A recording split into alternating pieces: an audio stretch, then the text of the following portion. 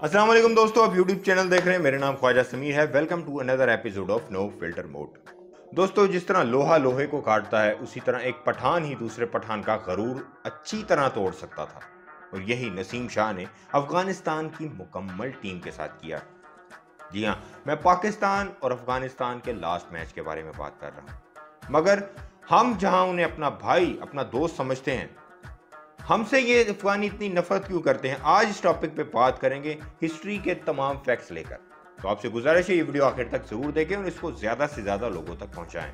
ये वीडियो बहुत मेहनत से तैयार की गई है। आपसे गुजारिश है चैनल को सब्सक्राइब करें, वीडियो को लाइक करें और आखिर तक जरूर देखें। एक तीर से दो निशाने, अगर इस मुहावरे की बात की जाए तो इस मैच से हमने वही काम लिया था। जी हाँ, जहां हमने अपने रिवायती हरीफ भारत को इस मैच से फाइनल खेलने से महरूम कर दिया, जो हमारा रिवायती हरीफ है और पिछले 75 साल से हमारी उससे 36 का आंकड़ा है, यानी लड़ाई है। अब अगले 75 साल भी रहेगी अगर भारत रहता है तो, जो भी है। मगर खुद साख्ता हरीफ को समझने वाले हमारे अफगानिस्तान, वो हमसे हारने के बाद क्यों इतना नाला और इतना गुस्सा होते हैं? मगर इस दफा तो उन्होंने हद कर दी। हमारे प्लेयर्स के साथ तो बदतमीजी की ही, मगर बाहर बैठे शायकीन के साथ भी उन्होंने कुर्सियां उठा उठा के मारी, जिसका फैसला पीसीबी के चेयरमैन रमीज राजा ने किया है कि इस बार हम आईसीसी में इनके खिलाफ एक खत लिखेंगे और कंप्लेन करेंगे। बात करते हैं कि अफगानिस्तान पाकिस्तानियों से इतने नफरत क्यों करते हैं। सियासी इख्तलाफात जब सियासी अखाड़े से बढ़कर खेल के मैदान में झलकने लगें तो फिर खेल खेल नहीं रहता, थिएटर बन जाता है। ऐसा सनसनीखेज थिएटर जिसमें जाने कब कोई अचानक से उभर कर आए और क्लाइमैक्स ही बदल दे। वर्ल्ड कप या एशिया कप में जब भी पाकिस्तान और अफगानिस्तान का मैच होता है तो फिर अफगानिस्तान की तरफ से हर दफा अजीब किस्म की रंजिश देखने में आती है, मगर इस दफा वो रेड लाइन क्रॉस कर गई। ये अपनी तरह की एक अजीब नन्ही मुन्नी सी रकाबत दोनों मुल्कों की दो तरफा क्रिकेटिंग तारीख को एक नई जहत देने की कोशिश कर रही है, मगर अभी तक इस तरह की कोई खातर हुआ कामयाबी हासिल नहीं हुई। हाँ, अफगानिस्तान ने खुद को पाकिस्तान से बहुत दूर कर लिया है, बेशक दिलों में ही सही, मगर बहुत दूर कर लिया है। पाकिस्तान के साथ जब ये खेल रहे होते हैं और जीत रहे होते हैं, तब तो इनकी अकड़ और इनका गरूर देखने लायक होता है, और जब हारते हैं तो पहले तो गुस्सा दिखाते हैं, बदतमीजी करते हैं और फिर बच्चों की तरह रोने लग जाते हैं। मगर जब भारत के साथ आ रहे होते हैं तो उनके कहके ही नहीं बंद हो रहे होते हैं। उसकी क्या वजह है? हालांकि अफगानिस्तान की क्रिकेट को स्टैंड करने में पाकिस्तान का और पाकिस्तान की कोचेस का, पाकिस्तान के क्रिकेट क्लब्स का बहुत बड़ा हाथ है। इस वक्त मौजूदा बॉलिंग कोच भी पाकिस्तानी ही है, उमर गुल। मगर क्या वजह है कि अभी भी अफगानी पाकिस्तान से बहुत नफरत करते हैं? जब माइनोस से वो माइटीज हो गए, पूरी दुनिया में अपना डंका बजवा लिया कि अफगानिस्तान भी एक खतरनाक टीम है, तो उन्होंने अपना किबला पाकिस्तान से भारत की तरफ शिफ्ट कर लिया। वो क्यों? आप सब जानते हैं, आईपीएल के कॉन्ट्रैक्ट्स लेने के लिए। और भारत और अफगानिस्तान का टाकरा जब भी हुआ है, अफगानिस्तान बुरे तरीके से हारी है, खास तौर पे कल के मैच में। मगर ये सब कुछ क्यों हो रहा है? सिर्फ पैसे के लिए? अफगानी कौम तो हमेशा से पैसे की रस्सियां नहीं रही, वो अपनी इज्जत और शर्म और अपनी हिम्मत की वजह से मशहूर है। अफगानिस्तान की तारीख है जिसे सल्तनों का कब्रिस्तान कहा जाता है। तो क्या अफगानिस्तान की टीम उन चीजों से कोसों दूर है? फिर इन दोनों मुल्कों की एक तल्ख सिफारती तारीख भी है, जो अब अफगान क्रिकेट के सर उठाते ही खेल के मैदान में भी झलकना शुरू हो गई।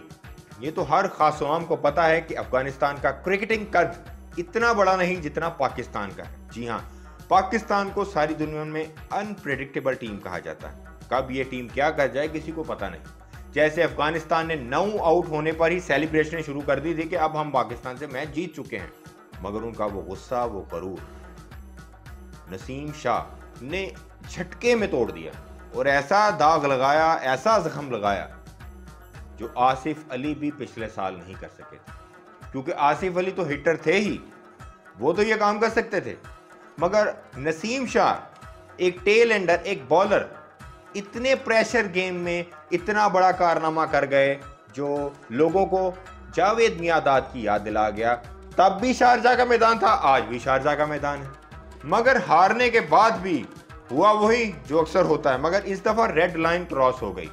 अफगानी खिलाड़ियों ने तो पाकिस्तानियों से बदतमीजी की तमाम हदें पार की ही, तमाशाइयों ने भी पाकिस्तान को कुर्सियां तोड़ तोड़ कर मारी। अगर इसकी हिस्ट्री की बात की जाए तो असगर अफगान इसी दुख में आहों और सिसकियों के साथ क्रिकेट से ही रुखसत हो गए कि वो पाकिस्तान को हरा नहीं पाए। गुलबदीन नाइब ने भी यही अलम थामे रखा और ऐलान किया कि हम तो डूबे हैं सनम, तुमको भी ले डूबेंगे, मगर वो भी नाकाम ही लौटे। और मोहम्मद नबी ने भी यही अलम थामे रखा था कि वो पाकिस्तान को हरा के ही दम लेंगे। और शायद वो इस दफा कामयाब हो जाते, क्योंकि जो 11 मोहम्मद नबी के पास थी वो पिछले 2 कप्तानों के पास नहीं थी।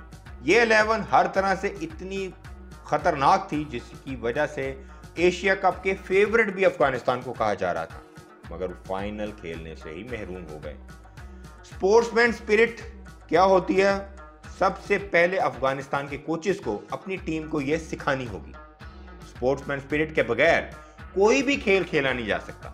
मैच से पहले तो यह कह दिया गया था कि 140 रन का टोटल भी इस विकेट पर दूसरी बारी लेने वाली टीम के लिए बहुत मुश्किल होगा।